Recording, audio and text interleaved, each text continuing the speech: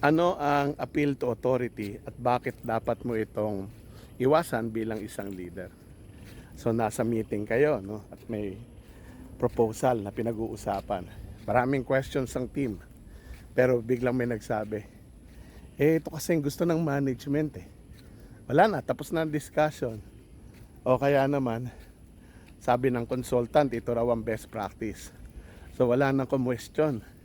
Yan ang tinatawag na appeal to authority. Nangyayari ito kapag tinatanggap natin na tama ang isang claim dahil sinasabi ito ng isang taong may mataas na position, expertise, o credibility. Of course, mahalaga ang expertise. At merong authority talaga ang leaders na gumawa ng decisions. Pero ang position at saka expertise ng isang tao ay hindi automatic proof na tama ang kanyang idea. Kahit CEO, pwedeng kulang ang information or mali ang decision. Kahit experts, pwede magkaroon ng maling assumption.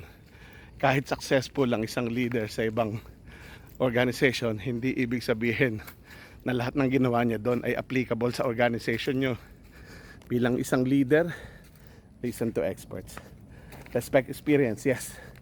Consider the views of senior leaders, pero examine the reasoning and evidence behind the recommendation. So you have to ask, anong basis nito?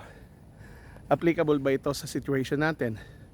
Anong evidence? Because authority can give you an idea, credibility, but evidence should determine whether the idea deserves your confidence. Tama? Follow for more.